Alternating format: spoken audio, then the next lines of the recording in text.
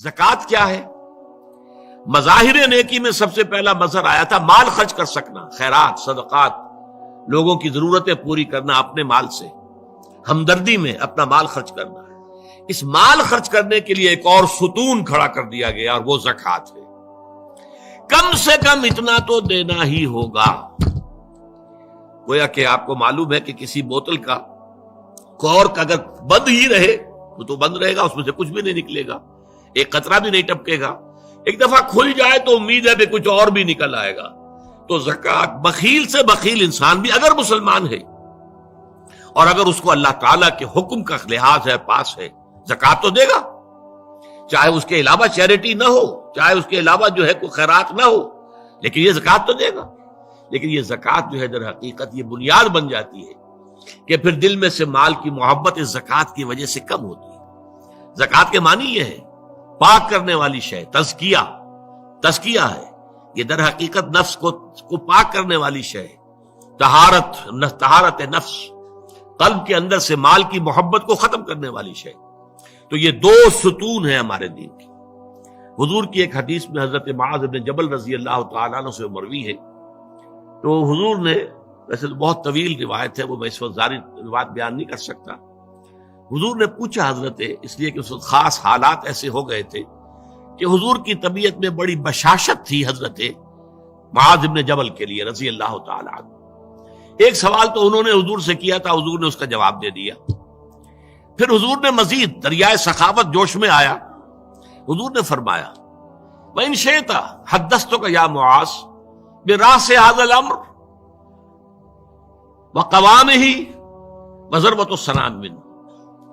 اے معاذ، اگر تم چاہو تو میں بتاؤں کہ ہمارے اس دین کی جڑ کیا ہے اور ہمارے اس دین کا تنا کیا ہے۔ قوام، یہ درخت جو ہے نا، آپ کو معلوم ہے، درخت کی مثال سامنے رکھیے کہ درخت کی ایک جڑ ہے اور درخت کا ایک تنا ہے جس کے اوپر پھر آگے شاخیں ہوں گی، اس میں پتے آئیں گے، اسی میں پھل یا پھول لگیں گے۔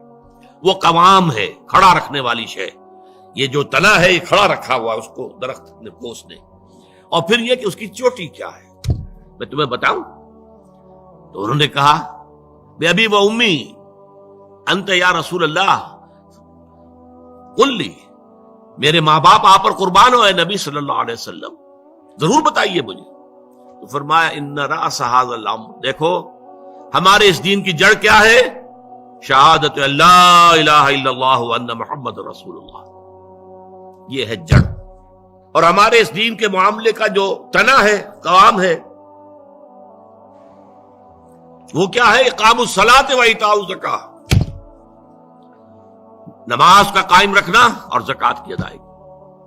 نماز سے تعلق اللہ کے ساتھ قائم، زکوٰۃ سے تعلق اپنے ابناء نو کے ساتھ، غرباء، مساکین، جو معاش کی دوڑ میں پیچھے رہ گئے ہیں، آپ کے اپنے بھائی بند، آپ کے اعزاء، آپ کے اقربا۔ زکوٰۃ سے آپ کا ایک رابطہ ان سے تعلق قائم ہوا۔ نماز سے الصلاۃ عماد الدین اور الصلاۃ معراج المومنین، اسے معراج المومنین بھی کہا گیا۔ نماز سے تعلق اللہ کے ساتھ، زکوٰۃ سے تعلق خلق خدا کے ساتھ، اللہ تعالیٰ کے بندوں کے ساتھ۔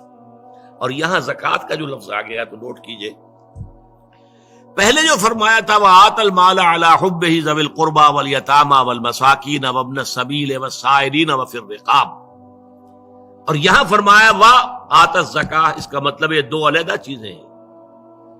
پہلے جو فرمایا ہے وہ نفل ہے، وہ ادا کرنا ہے زکوٰۃ کے علاوہ۔